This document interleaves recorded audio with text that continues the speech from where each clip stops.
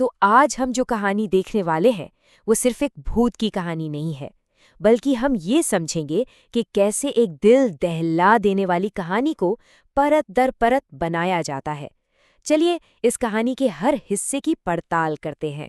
ये कहानी इसलिए और भी ज्यादा डरावनी है क्योंकि ये एक सच्ची घटना पर आधारित है। उत्तर प्रदेश में रौनित नाम के एक 15 साल के लड़के के साथ ये सब हुआ था। सोचिए, जब पता चलता है कि कहानी सच है तो डर और बढ़ जाता है ना? अच्छा, एक बात बताइए, सबसे डरावनी कहानियां कहाँ से शुरू होती हैं? किसी पुरानी हवेली से? नहीं, सबसे ज्यादा डर तब लगता है जब कहानी एक बहुत ही आम रोजमर्रा की जगह से शुरू होती है। और ये कहानी भी बिल्कुल वैसी है। एक लड़का है जो अपनी क्लास के बाद बस का इंतजार कर रहा है। जरा सोचकर देखिए, एक बिल्कुल नॉर्मल शाम है। रौनित अपनी ट्यूशन खत्म करके घर जाने के लिए बस स्टॉप पर बैठा है। माहौल एकदम साधारण है और यही बात सबसे खतरनाक है, क्योंकि जब इस नॉर्मल सी दुनिया में कुछ अब नॉर्मल होता है तो उसका असर कई गुना ज्यादा होता है। और बस यहीं से कहानी पूरी तरह पलट जाती है। एक छोटा सा नेक काम एक भयानक मुलाकात की वजह बन जाता है। तो रौनित देखता है कि पास में एक बूढ़ी औरत रो रही है। अब वो तो एक अच्छा लड़का है, उसे दया आ जाती है और वो उन्हें पानी ऑफर करता है।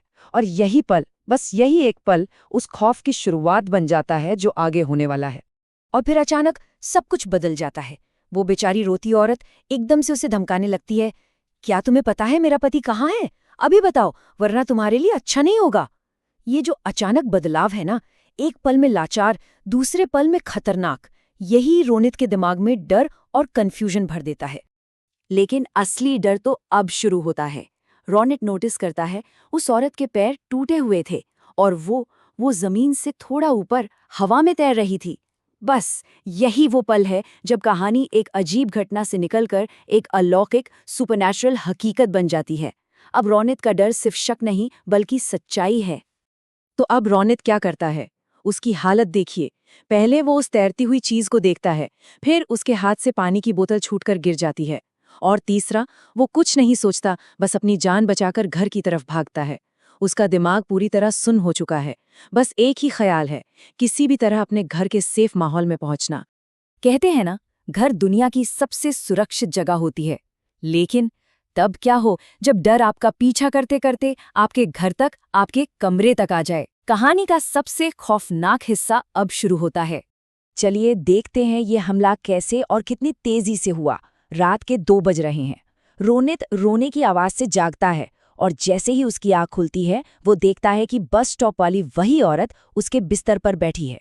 और इससे पहले कि वो कुछ समझ पाता, अगले ही पल वो औरत उस पर झपटती है और उसका गला घोंटने लगती है। देखिए, कुछ ही सेकंड्स में सब कुछ हो गया, एक आवाज से लेकर जानलेवा हमले तक। और यहाँ एक बहुत ही छोटी लेकिन बेहद डरावनी डिटेल है, पानी की बोतल। याद है बस स्टॉप पर उसमें पानी था, लेकिन अब बिस्तर पर पड़ी उसी बोतल में पानी की जगह खून भरा हुआ है। सोचिए, एक मदद के लिए दी गई चीज कैसे एक भयानक प्रतीक में बदल गई है। और फिर वो भूत उस पर इल्जाम लगाता है, तुमने मेरे पति को मारा है। ये लाइन बहुत जरूरी है, क्योंकि अब ये हमला रैंडम नहीं रहा, ये पर्सनल हो गया है। एक मकसद मिल गया है, भले ही वो झूठा क्यों ना हो। और यही चीज इसे और भी ज्यादा डरावना बना देती है। तो चलिए अब कहानी के अगले हिस्से पर चलते हैं, जब वो खौफनाक पल खत्म हो जाता है, लेकिन उसका असर, उसका सदमा जिंदगी भर के लिए रह जाता है। ठीक उसी वक्त रोनित के माता पिता दौड़कर कमरे में आते हैं, लाइट जलाते हैं और वो औरत गायब। खतरा तो टल गया, लेकिन एक नई मुश्किल शुरू हो गई। उसके पेरेंट्स को उसकी बात पर यकीन ही नहीं होता। ये डरावनी कहानियों में अक्सर होता है, जो बेचारे विक्टिम को और भी अकेला महसूस कराता है। इसे कहते हैं मनोवैज्ञानिक अलगाव। मतलब जब कोई आपके भयानक अनुभव को सिर्फ एक बुरा सपना या आपकी कल्पना बताकर खारिज कर दे, तो होता क्या है? डर और सदमा और भी गहरा हो जाता है।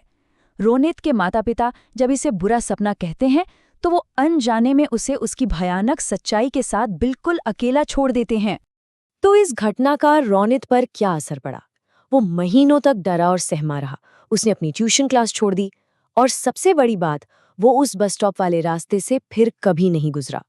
इस कहानी का कोई हैप्पी एंडिंग नहीं है, बस एक डर है जो हमेशा के लिए रह गया। तो अब हम इस कहानी के सबसे आखिर में आ गए हैं और यहाँ एक ऐसा सवाल है जिसका कोई जवाब नहीं है और शायद यही इसे इतना डरावना बनाता है। आखिर वो औरत थी कौन? ये सवाल सिर्फ रौनित के लिए नहीं है, ये हमारे लिए भी है। कहानी यहीं खत्म हो जाती है, एक अनसुलझे रहस्य के साथ। और ये हमें याद दिलाता है कि सबसे ज्यादा डर उन चीजों से लगता है जिनका कोई जवाब नहीं होता, जिनका कोई एक्सप्लेनेशन नहीं होता,